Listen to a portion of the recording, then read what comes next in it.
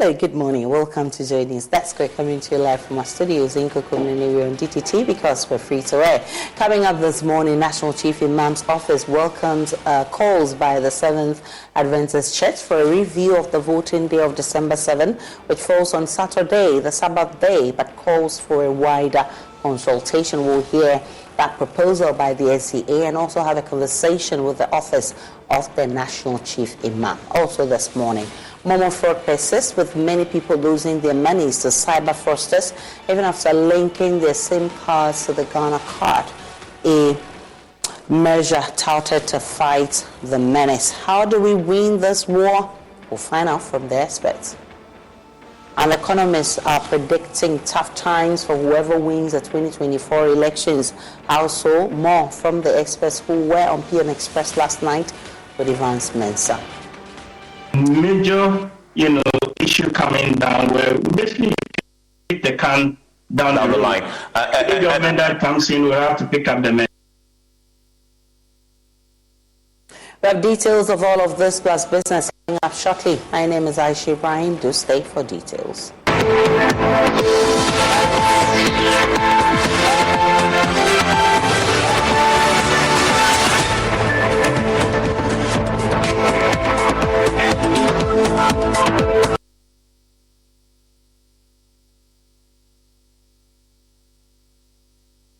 The Office of the National Chief Imam has welcomed proposals by the Seventh-day Adventist Church calling for a possible review of the December 7 date for general elections. The church says the date for this year's elections falls on the Sabbath, a day dedicated to the worship of God, in a bid to avert a situation which excludes members from voting on that day and a future recurrence.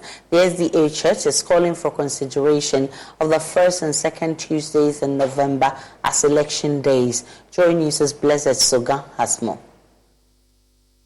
Sabbath day, to keep it holy. These words of the Holy Bible for any Christian must be and should be kept sacred. But for the Seventh-day Adventist Church Ghana, their faith is about being tested like never before. Similar to 1996, the presidential and parliamentary elections this year falls on Saturday, December 7. According to the teachings of the church, it will be Sabbath, a day fully dedicated to the worship of God. At the Southern Ghana Union Conference here in Accra, I met Dr. Solis Asafo, Director of Public Affairs and Religious Liberty. She explains to me how the democratic gains of the country will be derailed if provisions are not made to cater for members of this church. Voting is a civic responsibility. Honoring the Sabbath is a godly responsibility. That's how we see it. As enshrined in the Ten Commandments, it says you have 6 days to do all your work, but you have to rest on the Sabbath day. And sometimes people don't understand, but in that commandment, it says that the Sabbath day is the Sabbath of thy Lord. If it were mine, I would decide on what to do with it. But it's God's, and he says on this day, don't do this or do this. So that's where the conflict comes up. And that's why we think that if there's anything that can be done to change the date, it will help our members. And now we know that you've sent your petition to the Electoral Commission detailing your concerns and what it is, the challenges you have about December 7th and the need to either move the date to November or try and get a date that will not be a Saturday.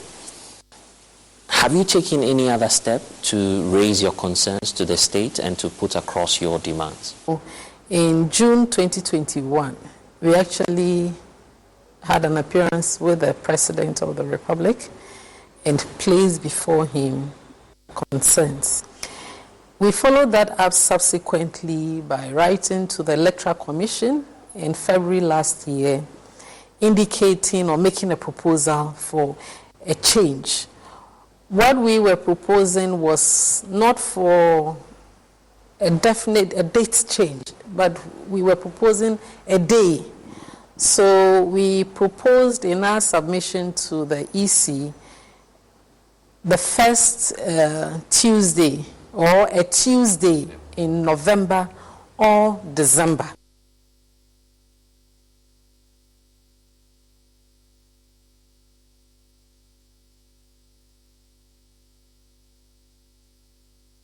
Now, the Electoral Commission says it has taken receipt of the petition from the church, but will make no comment yet because a final decision has not been taken on the matter. Let's get on to other stories. Government's effort to combat the rising tide of mobile money fraud requiring users to compulsorily link their SIM card to their Ghana cards was hailed as a move to curb fraudulent activities that had become a growing concern in the mobile money sector. It was expected that tying each SIM card to a verified identity could thwart fraudulent activities, protect users and maintain the integrity of financial transactions. In the following feature, Michael Ashale reports that the Momo fraudsters continue to prey on the unsuspecting public. Mobile money fraud has now become so pervasive. The motive is varied, but the bottom line is to get money from you. These deceptive schemes often commence with a seemingly ordinary text message characterized by glaring grammatical errors. Spelling errors and poor construction in fraudulent messages might just be a deliberate strategy employed by cyber criminals. When you see the bad spelling, it is not as if they can't spell. Dr. Kenneth Ashigbe, the Chief Executive Officer of the Ghana Chamber of Telecommunications, suggests that the use of poor grammatical constructions by the fraudsters is just an attempt to circumvent their new artificial intelligence-enabled system. The confirm, maybe the R that is there, they will make it an S. They will change a few of the things in there so that once the AI is crawling it, he sees it, it's not what it is that he's looking for. So, but fortunately for us now, we're beginning to use AIs. So what the AIs do is that once they see all of this, they learn. So they start seeing the spelling mistakes that you want to beat them. Other times, these fraudsters will call you with promises to lure you to send them money.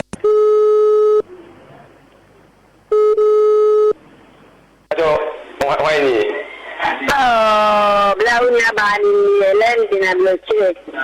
Oh, London also. Oh, but and you're there to make us say, and then your mom, Ohene Anoche was almost scammed weeks ago. He now knows the plot of these fraudsters very well. No, they will just call you like normal call, and then he will say hello. So he will not even ask your name first. No, he will just say, it is me, your auntie, who is in London. And then personally, I don't have any auntie in London. So I just said, which of my aunties in London? He said, oh, have you forgotten? Then you mentioned some name. So I just said, no, I don't have any auntie in London. So. Yeah. As unsuspecting individuals continue to fall victims to various schemes, the tactics employed by these fraudsters continue to evolve. Someone will just call you and be like, when will I receive the money? Please, I've sent you this money. Can you confirm? And several calls of that, several calls. They were asking me, when am I paying my debt? So I asked, with debt?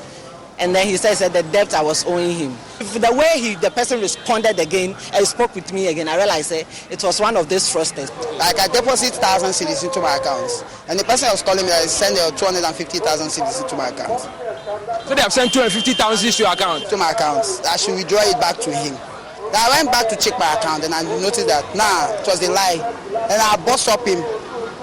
I give him some sense into his head. Rose and Okwe have been victims of cyber fraud. And when they called me, they said they've sent me some amount of 400 cedis. So I should check by dialing my PIN.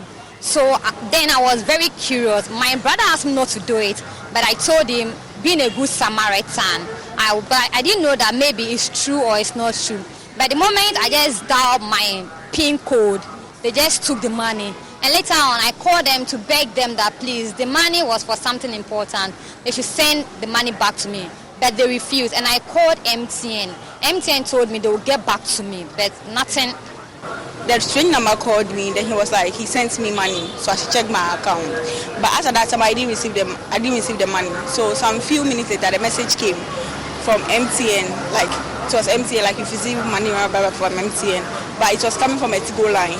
So what I was just suspicious, like, how will I receive? The person introduced himself as a worker from a telecom company. Yes, that he works at MTN and he sent the money to me. Then, all right, the message came all right as MTN, but it was coming from a Go line. So I started reading the message. I realized that there was spelling mistakes and all that from it. So I realized that he called again, that he sends me the money. I checked my account. I should check my account that instantly. And I was like, no, the message you sent was even wrong. And this is not how messages appear from MTN and all that. Then he was pressuring me. Then I should just check my account number. And I was like, no, there's no way I'm checking my account. Because of that, he got bored. They started insulting me. I just hung up. Mobile money operators are not even spared. They'll tell you that they want to check. They want to help you with some difficulties that you are facing in the business. For me, they've been calling, but me, the moment you said I'm from MTN, I'll just end the call. I don't listen because MTN has only one number. The modus operandi has, however, evolved over the years. You know, like Tino Achebu would say, when the hunter learns to shoot without missing, the birds learn to fly without perching. Now, they pose as agents of some of the mobile networks under the guise that you were a lucky winner of a draw. I'm Linda Ofori. Our calls are recorded for education and training purposes. So for detailed understanding, are you okay with the English or should I speak to you in any local dialect? Oh, but you are already communicating in English. We are 28 years. Could you remember the number of years you've also been on a network with a very particular mobile number? I think about 15 or so. Okay, so you're very close. I'm going to remind you of the year you registered the SIM card. So, MT, we thank you very much. We were asking all these questions to actually survey the network to know how good or bad it's performing. From enticing phone calls promising rewards to posing as mobile network agents, the aim of the scammers is simple. Extract your personal information and use them to later impersonate you. So we have a very nice package for you. And please, with the prices we have for you, you have to visit the nearest MTN branch with your valid ID card, that is your Ghana card, to receive your package successfully. So first of all, MTN is giving you 50 cedis airtime for free. You can use this airtime for both local and international calls. Secondly, you're also receiving a 2 gigabyte data bundle. It has no expiry. And finally, Hisense Company Limited. So Hisense is giving you a 2.0 horsepower air conditioning gadget. So please, I would like to confirm your AC numbers. Please, what are your AC numbers over there? What number? Haven't you received any AC number? Your AC code, please. That is 6 numbers, please. Okay, you said I should tell you what it is. We are verifying it for you, please, so that I can bring it to the office, please. With your Ghana card, that is all, please. But the message says, do not share. Oh, yes, please. We said, the message is that you see yellow MTN. Do not share this code with any MTN employee or anyone. Okay? So we are giving reference to that. After verifying for you, no one from MTN will call you again unless you come to the office, and then this will be the message you will disclose to the representative who is going to assist you. About it is that there are basic things. Some red flag. One of the red flags is that you've won something. Red flag. Immediately somebody tells you one, it's a red flag. And that one about I have sent you some number. Another red flag. Some victims, despite their efforts to report incidents of fraud, find themselves faced with a frustrating silence from telecom companies. Complaints lodged against fraudulent activities often go unanswered, leaving victims without the resolution they seek. No, I didn't hear anything. The moment someone calls me like that and I suspect the person to be a fraudster, after reporting them to MTN, I block them. Sometimes if you encounter a problem of that sort, it is difficult to reach out to MTN. Sometimes you can call them for some few minutes, long minutes, they will not even pick. So looking at the stress you go through, you just say, okay, since they did not able to take anything from me, let me end it there. No, they only said I should call in 24 hours. And within that 24 hours, I called again and they said they can't do anything about it. And I got angry and hung up the call. To cure this, government has since 2022 made it compulsory for every SIM card user to link it to their Ghana card for one major reason.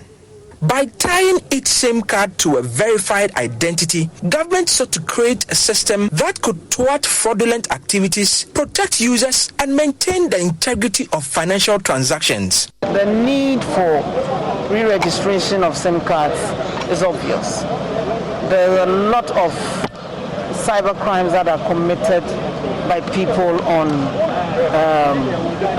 our networks with our mobile money system. There's a lot of impersonation, identity theft out there. So for security reasons, it is imperative that we register our SIM cards. People of all ages endured days of frustrating queues to obtain their Ghana card, the mandatory document for the SIM card re-registration exercise. Today is my 5th time. Now I was here. Today my last day I came. I don't know what is going to happen to me today. So today, if I didn't get it today, I think they will send me to military barracks. Subsequently, they faced further frustration, spending additional hours in another line to link their SIM cards to the acquired Ghana card. I believe if they can do something about it, because there are a lot of people behind me. However, despite the well-intentioned move, the cyber criminals are undeterred. It appears, with each step taken by government, the scammers employ various schemes to outwit unsuspecting victims and exploit weaknesses in the system. They found ways. So now what happens? Generally, some of the new ways that you and I are entitled to 10 numbers that we can register, a maximum. So they will see a few of our friends who do not really understand what these things mean.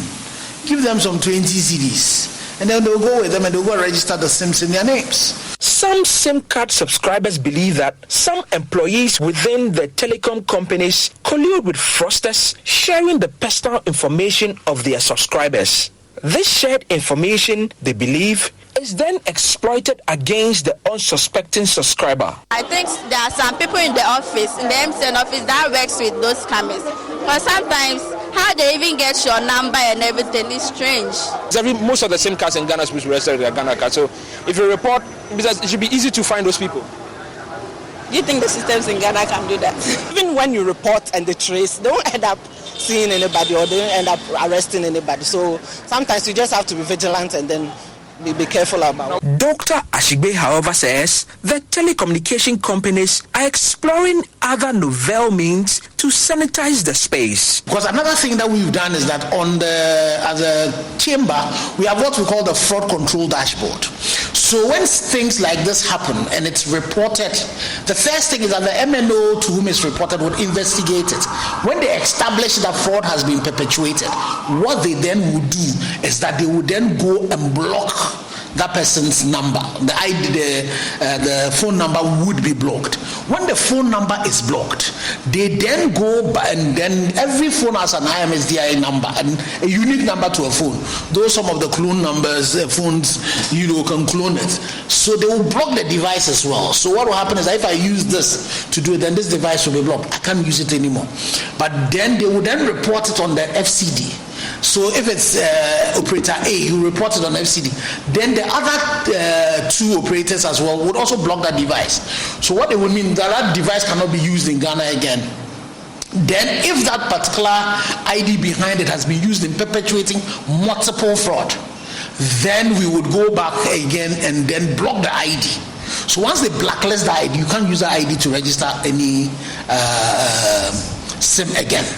Despite the initial challenges posed by mobile money fraud, telecom companies maintain the belief that integrating the Ghana cards with SIM cards will ultimately prove instrumental in eliminating fraudulent activities. Subscribers earnestly hope for a more robust and responsive telecom service when addressing their concerns related to mobile money, particularly in handling and resolving complaints.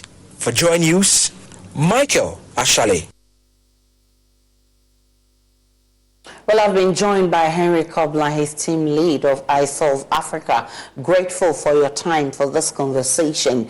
I mean, linking our cards was supposed to be an ideal solution to all these problems. What happened? Because we're still here. Thank you very much. So I must say that generally when it comes down to systems, telecommunication systems, linking up with the cards, generally I feel that it's a process and sort of would basically take some level of time.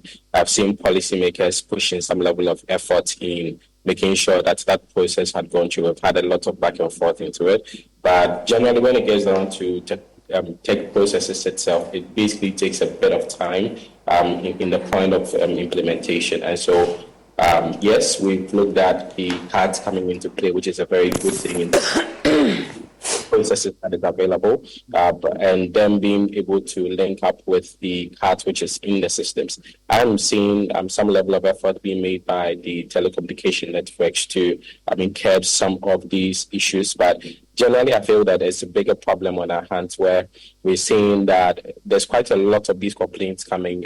Users do not sometimes even know where to place these complaints to and the results coming in place for you. I've had quite a lot of people getting on to some of these scams. The scams keep evolving.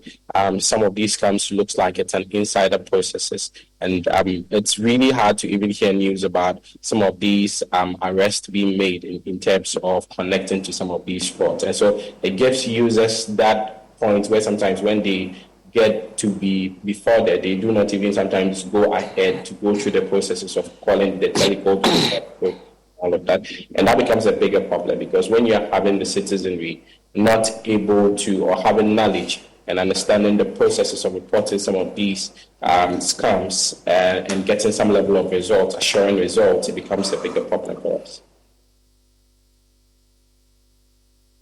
The system then? Sorry, a question again. What will it take to clean the system of, these fraudsters who will be calling and seeking to get your information and also to use it for fraudulent activities?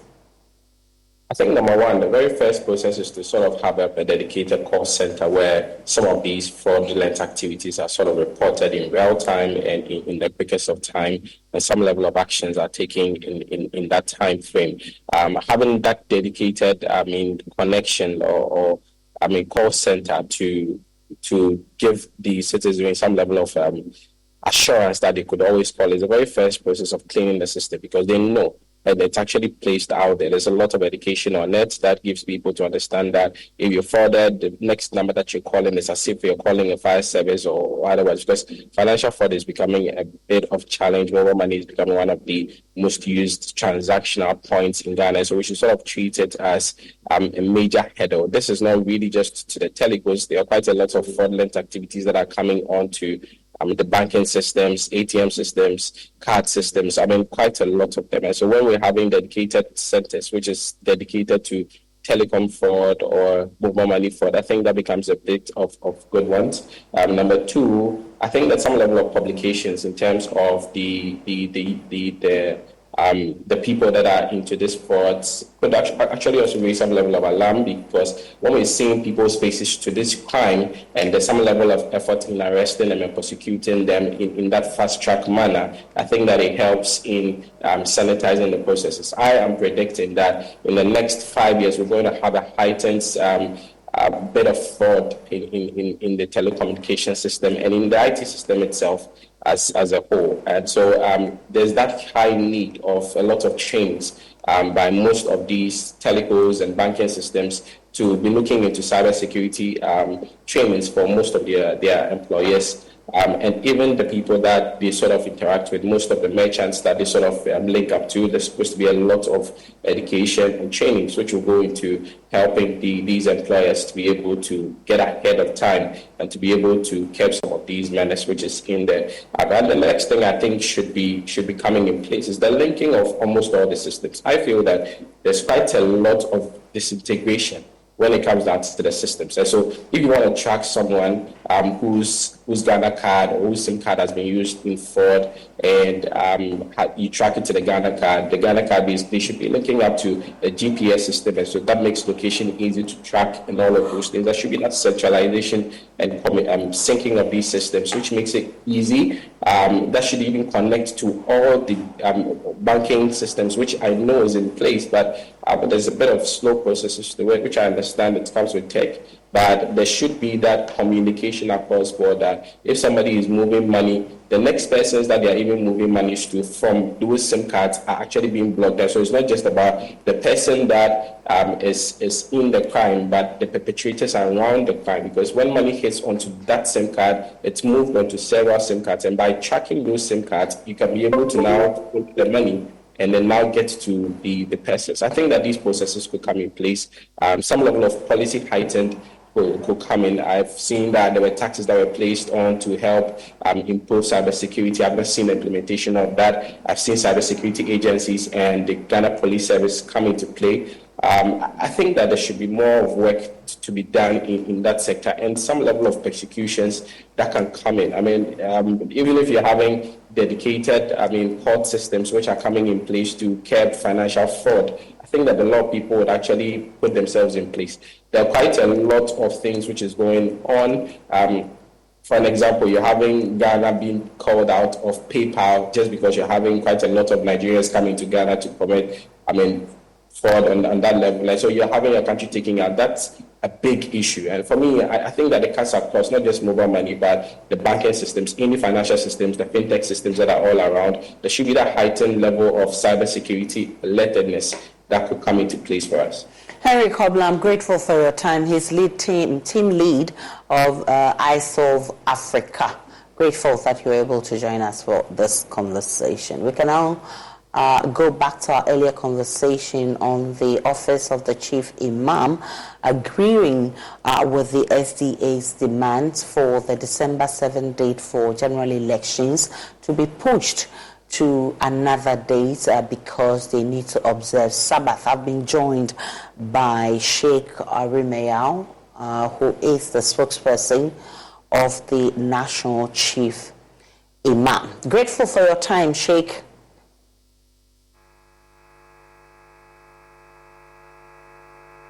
Sheikh, I'm grateful to have you this morning on JoyNews Desk.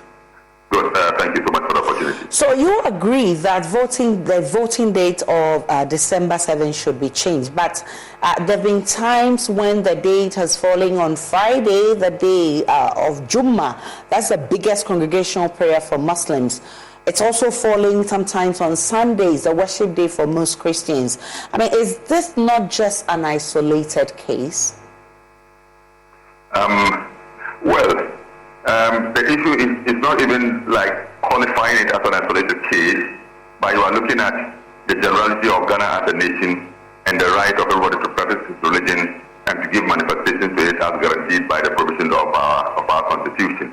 Now, central to democracy are certain essentials, some of which are respect for human rights, the issue of participation, inclusion, equity, fairness in our national scheme of things. So if going by these principles, then one could say that in any time we are making an arrangement, we do it in such a way that no single community formed around a certain identity will be isolated or whose right will not be given its fullest stretch, and so on. And that is the reason why this idea, when it came, we were not opposed to it. We were not opposed to the idea. So if it's about inclusion, if it's about participation, then we can give a look to it. And I don't think that it is something which we can consider as an isolated case or unjustifiable.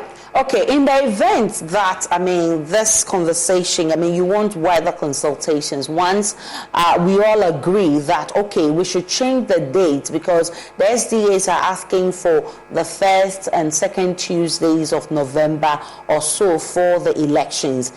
This is a scenario, something that can happen because a lot of people think that it would open the floodgates. Imagine that it's pushed to the first week, the first Tuesday and first and second Tuesday of November, and it falls. It happens that Eid, for instance, happens on that day. That means that we would also be calling for the dates to be changed. That is why it is a subject that must be brought to the public domain. engagement and dialogue. The two major religions that we have in the country are Islam and Christianity. And within the Christian domain also, we have different denominations. The SDA is the one that we know that holds Saturdays so sacred that nothing happens. And then on Sundays, we know how the whole of the day is used by different, even within the same church, you will notice that different sections of the worship are organized. So, and then we may have, even within our traditional setup, certain days that are considered as days that you cannot do anything there. So it is a matter that needs to be brought to the public domain for some dialogue and for some engagement, so that together all of us, we can agree. We may not get it as perfectly as we want, but at least then the issue has been brought to the public domain, it has been debated, and then we have found a certain middle of the road on the matter. What would be the ideal situation from the Islamic point of view? No, for us Islam, yes, Friday is an important day. It's an important day, but it is not a holiday for us. But at the time of prayer, it is prohibited for the Muslim, the true Muslim, to engage in any mundane activity where he sacrifices the worship of God within the time that prayer is in session. The Holy Quran makes it very, very, very clear that whenever the call to pray is made on Friday, it said that stop any other worldly activity and hasten to the remembrance of God. So that is a positive injunction. So it's an injunction for us here within that period. In fact, you cannot sacrifice the prayer in order that you go and cast your vote. Because for us it's a law in Islam. But the whole day, it is not considered a holiday in such a way that you cannot engage in any activity, because after the prayer, we are permitted to go ahead with our mundane activities. So our challenge is just at the time of our prayer, no Muslim will sacrifice the Friday prayer in order to go and cast, because it is seen as a mundane activity. But I will say so in order that we respect the days that are held sacred by the different religions, so that democracy is about participation, and everybody must have the opportunity to be able to cast his vote in a very peaceful and fair environment, without feeling intimidated, without feeling isolated, without feeling constrained or restrained by any circumstance. So for us, if we succeed in really getting a compromise day in which nobody's religious practice is compromised or nobody's religious right, is undermined, I think that it will go a long way to also continue to unify us as a nation, because our unity centers around our mutual recognition, solidarity, cooperation, mutual respect, and these are the very, very ingredients that hold us together as a nation, so that no group will feel isolated or marginalized or deprived on the foundation or by just reason of an identity, whether religious or ethnic. Now, if we're able to resolve some of these, it helps deepen our democracy, and our peace and security is also enhanced. For your time, Sheikh Arimea. Now, Shaibu, before I leave you, the SDA says that it's backing its demands on the report of the Constitutional Review Commission. What do you want to see, with regards to this? Come again. The Constitutional Review report, the SDA says it's backing its demand on this report. Oh, okay. Oh, yes. For me, I think that we, as a nation, in my view, in quote, I think it's a failure. And for me, it's an embarrassment to the whole nation that we spent a huge sum of money. I'm not too sure about the sum, but I'm told it comes to about some, is it, I don't know, is it $6 million or $600,000 or something. I beg, I'm not too sure, but I know a huge sum of money was used to really come out with this huge compendium. The volume, the sheer volume of the report alone, and the money that went into it, and for us not to have applied it, for me, it really flies in the face of our quest to really to deepen our democracy. So if it is something included in the Constitutional Review Committee's report, then we are obliged, just by dint of the fact that we use state money, durable, strong US dollars that was used. And I think that it will be so wasteful, and I think it doesn't give a sense of our good planning and management of our resources that we will spend such a huge sum of money to do a report, and that report, the content of the report will not be applied. I think then that money could have been used to build hospitals, could have been used to build a certain school for some people, to build a certain road or a certain bridge.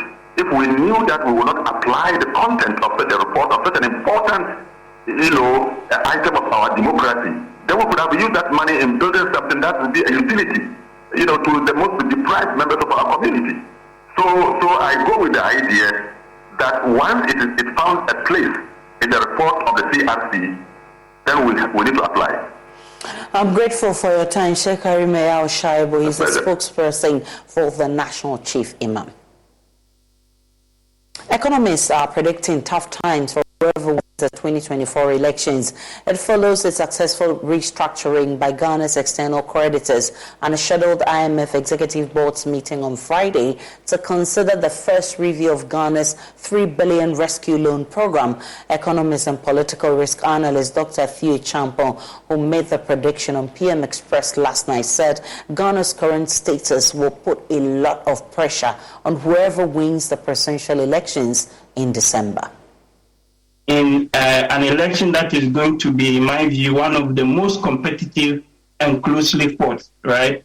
So then the argument now begins to go into where are the channels or the pockets that we will see some of these savings and some of these quote-unquote spending happening.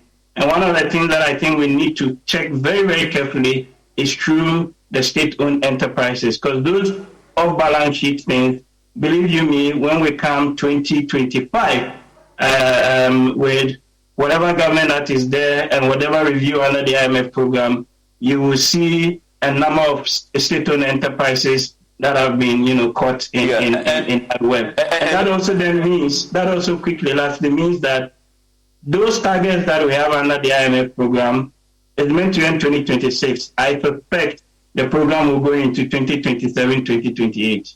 Okay, and which means that your proposal, your suggestion is we're possibly going to miss our targets and create a much bigger challenge for whoever wins 2024, for 2025 going forward to manage. Yes, on the expenditure side of things, you will see on growth, inflation, those things, the numbers are beginning to moderate. Yeah. But you won't see it improving livelihoods overnight. Okay. But you've got a major issue coming down where basically you kick the can down the line. The government that comes in will have to pick up the mess. Professor of Finance at the University of Ghana Business School, Professor Godfred Bokpin, corroborating this position, explained there has always been unexplained expenditures and mismanagement of the economy during election years, adding the IMF program is likely to extend as a result of this. He says there's an urgent need for a sustainable fiscal policy to guide such activities, especially during election years. He also spoke on PM Express. Dr. Theo Champon, from last year when the program was approved and we analyzed it, our conclusion was that this program was designed with the extension in mind. Keep that in mind. But are we meeting our first 3 years targets? Considering election year? There's real risk that the 2024 may derail the program outcome, and probably to bring it back on track, there's a possibility of an extension. Bear that in mind. Yeah. Okay. You will see the reality of this in the last quarter of this year. The election really is gathering momentum, and I'm sure Honorable will be coming down very soon and all of that, right? But watch the space. The last 4 months of almost all the competitive election years, nobody manages anything in this country. Ask them. Some first-year students of the University of Ghana are stranded as they have been turned away by the various school halls for accommodation after being told the halls are full. Most of the students have been left to their fate to search for accommodation, with some of those that came from far being forced to patch with relatives and friends for the time being. My colleague Kenneth Jesse has been engaging some of them and has more in this report.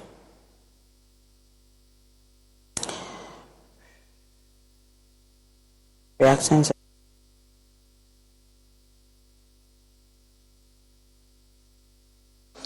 New academic year, more accommodation troubles for some students of the University of Ghana. They have been denied entry into the school halls, which is the cheapest source of accommodation on campus. They've been told to look elsewhere. The news team spoke with some of them who have come from far and wide. Listen to them. Where are you coming from? Northern region, Tamale. Northern region. Yes, please. And you came here and still haven't gotten accommodation on campus? Yes, please. Yeah. So how are you coping? Where do you stay now? I'm with my uncle at Medina. So yeah, I come from there every time. How is this affecting you? It's stressful. Yes, because we charge a lot with the taxi drivers. It's so stressful, yeah. Takrade. You obviously wanted to be on the school or in one of the school halls, and you didn't get. What were you told? For me, it's actually my fault. I didn't pay my fees on time, so I didn't get a place in the school. They said it's full. It's limited. It's randomly picked, so when you didn't apply fast, it's now full, so couldn't get some. And so how is that affecting you? I have to leave the house always, like wake up very early so that I'll not miss classes. Okay, so that means you're coming from Medina every day? Yes, please. Those that managed to get accommodation at the school hall say it is very expensive due to a recent increment. I used to know that it was $750 per semester, but now when we got the hall, they were like 1,000 cedi per semester. Then you pay some other levies and stuffs. So actually, it has gone high, or the prices. The chair of the heads of halls at the University of Ghana, Dr. Margaret Amankwa-Poku, however, says accommodation for first-year students on campus is not guaranteed, and defended the school's policy to increase fees for residential halls by some 33%, saying the cost of living in Ghana has triggered that increment. So, initially the students were paying a little over 800 cedis a year. And then about a year and a half ago, we increased it to 1,500 cedis per year. So it came up to 750 cedis per year. And so it's been a year and a half now, but you know how cost of living has increased. Price of goods and services have increased.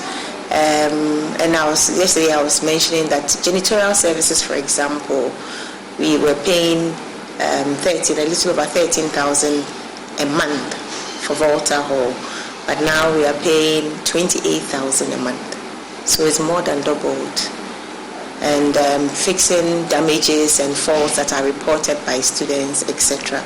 And that is why we wrote to the ProVC to permit us to increase the residential facility user fees. The issue of accommodation challenges on the various university campuses is not new. Each year they come up, each year it dies slowly. From the campus of the University of Ghana, Kenneth Jesse for JoyNews. Take a break on JoyNews Desk. We'll be back with more.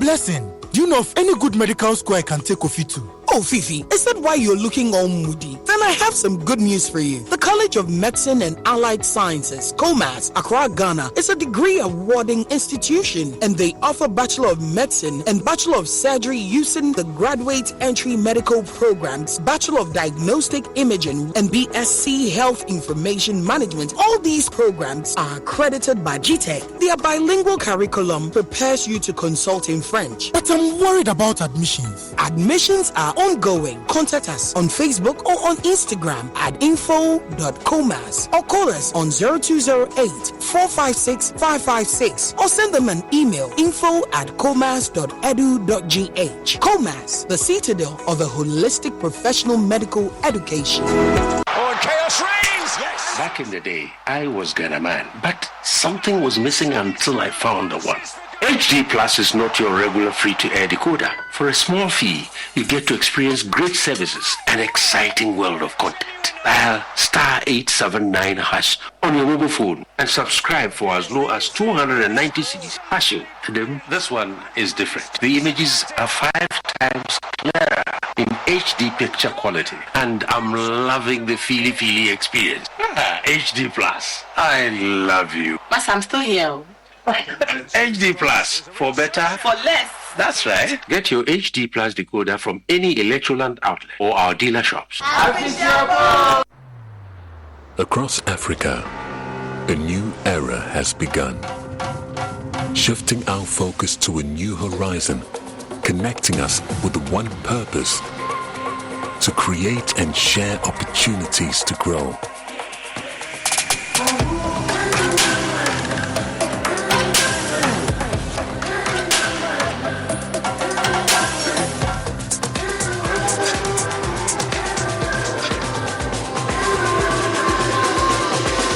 Today, we are making a brighter tomorrow, built by our dreams and our energy.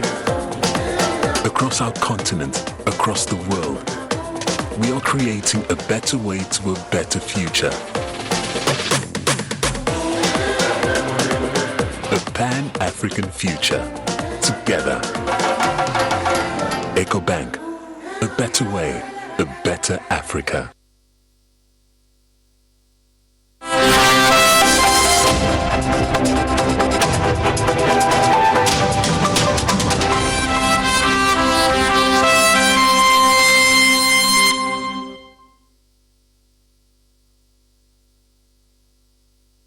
Hi, good morning. Welcome to Business. My name is Darrell Kwao. The Bank of Ghana will embark upon a sizable monetary easing cycle, cutting the policy rate by a cumulative 800 basis points to 22% by the end of the year. That's forecast by Fitch Solutions. This, it says, follows a substantial moderation of headline inflation. Yes, more in this report.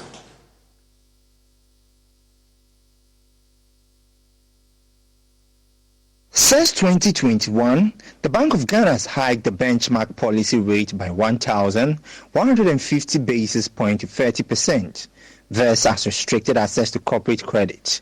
But with inflation easing substantially, the central bank is expected to embark upon policy easing. However, Fitch Solutions said it usually takes about 12 months for interest rate adjustment to affect the real economy due to the lag in monetary transmission mechanisms. As such, the UK-based firm believes that the Bank of Ghana's dovish monetary policy stance is unlikely to result in a sharp increase in real loan growth, which has remained in contractionary territory over January to August last year. Meanwhile, the Monetary Policy Committee of the Bank of Ghana would hold its 116th regular meetings from Tuesday, January 23 to Friday, January 26 to review development in the economy. All right, in other news, Associate Director Tax and Regulatory Services at Deloitte Wizong is entreating local businesses to take advantage of some tax exemptions by the government. Speaking on the marketplace on Joy News, Mr. Pano urged businesses to leverage existing tax exemptions to reduce the tax burden. Here where you have high tax costs, all companies, all businesses will have to make sure that they are identifying all tax deductions available to them and all tax incentives and make sure that they are making the most out of it. Typical example is that we have already in our law deduction for additional deduction when you employ fresh graduates. A company is taking advantage of this. You can get up to 50% of the salaries and wages of fresh graduates. So this is a time to look out for what the deductions are available for the company and make sure you are getting the most out of all your deductions, whether it means you are keeping the right records, you are having the supporting documents to support your expenses, and of course taking advantage of things like the graduate deduction that we have available to companies. And in this year, we've had some companies having some exemption. Local production of sanitary towels will now go at 0% VAT. So companies in that space should make sure that they are taking advantage of that this year and going forward. Then lastly, what I would say is that in a high tax environment, businesses should have a tax rate strategy. There are changes. I mentioned yesterday that I would describe our tax system as fluid because these changes keep coming and it means different things for different businesses. You would have to have a tax strategy where you identify where your tax rates will come from, because coupled with these changes in taxes is also a drive from the Revenue Authority to implement a robust tax audit system. So businesses should have a tax strategy, identify where their tax rates is coming from, and have a plan around what you would do in your next tax audit and how you plan to assess or how you plan to handle that tax audit. All right, the Business Advisory Series continues this afternoon on the Marketplace at 2 p.m. Stay with us. News Desk returns after this break.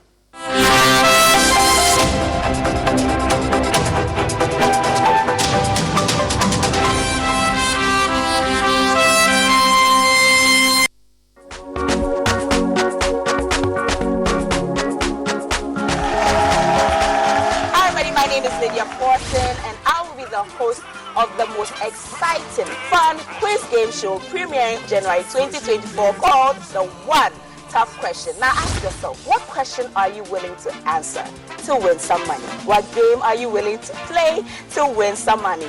Tune in to find out. I promise you've never seen anything like this. You'll be laughing, you'll be crying in some parts, you'll be guessing, and then you'll be like, I could have answered this question. Now my name is Lydia Forson. It is The One Tough Question.